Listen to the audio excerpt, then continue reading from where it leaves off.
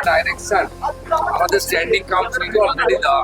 যা বলবো সেটা তো এখানে কার্যে পরিণত হবে। যে 500টা আমরা জনতার দরবার আমি করেছি, তার অ্যাকশন টেকেনও আমার অফিস ওনাদের হাতে তুলে দিয়ে গেছে। দেখনায় সোচনায়তে আমরা বিশ্বাস করি না, আমরা করনা হয় তো বিশ্বাস করি। আমুলেরও ভূমি পূজন হবে, আরেকটি 4000 কোটি টাকার ইনভেস্টমেন্ট প্রপোজাল আমরা ছাড়পত্র দিয়েছি, তারও ভূমি পূজন হবে।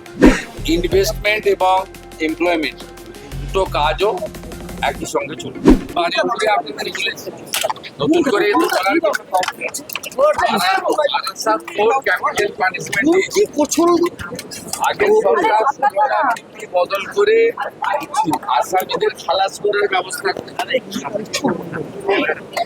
এবারে যে পরিবার ক্ষতিগ্রস্ত হয়েছে তারা সুপ্রিম কোর্টে গেছে, মামলা সুপ্রিম কোর্টে বিচারাধীন।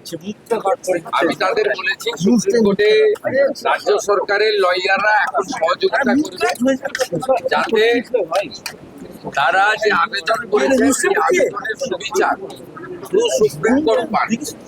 এই মুহূর্তে এটা রাজ্য সরকার বা রাজ্য পুলিশের হাতে নেই। সুপ্রিম কোর্টের আইনি লড়াইতে রাজ্য সরকারের ভূমিকা, যারা ধর্ষণ করে খুন করেছে বারাসাতের ছাত্রীকে, তাদের পক্ষে থাকবে, এটা আমি হিসেবে বলে দিয়ে গেলাম। সেই ধরনের অ্যাডভাইস বা ডাইরেকশন আমাদের স্ট্যান্ডিং কাউন্সিলকে অলরেডি দেওয়া।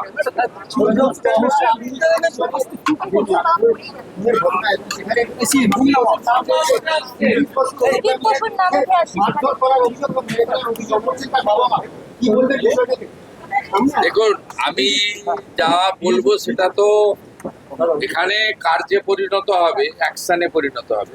এটা সাংবাদিকদের কাছে বলার বিষয়বস্তু নয়। এখানে মানুষ আসেন,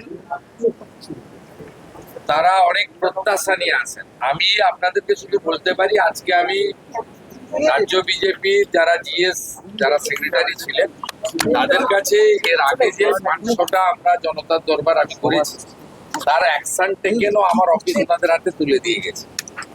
আর তো শুধু দেখনা হয় সোচনা হয়তো আমরা বিশ্বাস করি না, আমরা করনা হয় তো বিশ্বাস করি। অ্যাকশন টেকেন রিপোর্টও আমরা দিয়ে দিয়েছি। মোরাললেস 80% অভিযোগের সমাধান পশ্চিমবঙ্গের বিজেপি সরকার করতে পারছে। আমি নিজে ওটা মনিটরিং। স্যার, 2021-এর ভোট পরবর্তী হিংসায় তৃণমূল দ্বারা আক্রান্ত একটি পরিবারও এসেছিল, তারাও আপনার কাছে গিয়েছেন, তারা বলছেন সাহায্য পেয়েছে। ওরা বিচার পাবে। 9 জন অভিযুক্ত কাউকে ছাড়া হবে না। সিবিআই মামলা নেওয়ার মানে কোর্ট অর্ডারে তো সিবিআই নিয়েছে। সিবিআই ঢোকার আগে ওখানকার পুলিশ চার্জশিট দিয়ে মামলাটাকে নষ্ট করেছে। আমি পিটিশন নিয়েছি, এসপি রানাঘাটকে নির্দেশ চলে গেছে এই মামলা রিওপেন করতে, এবং পুলিশ তার আইন অনুযায়ী, ভারতীয় ন্যায়সঙ্গতা অনুযায়ী, বা যেহেতু 2021-এর ঘটনা, সেই ঘটনা অনুযায়ী তারা আইনের যে ধারা আছে সেই ধারায় ব্যবস্থা নেবে। শুধু তাই নয়, 17 তারিখেও হবে, 19 তারিখে আমুলেরও ভূমি পূজন হবে। আমাদের স্বরাষ্ট্র সমবায় মন্ত্রী করবেন ভারত সরকারের। আমাদের আগস্ট মাসে দুর্গাপুরে আরেকটি 4000 কোটি টাকার ইনভেস্টমেন্ট প্রপোজাল আমরা ছাড়পত্র দিয়েছি, তারও ভূমি পূজন হবে। আমরা জনগণের কাছ থেকে কয়েকটা মাস সময় চেয়ে নিয়েছি, ইতিমধ্যে তার ফল আপনারা দেখতে পাচ্ছেন।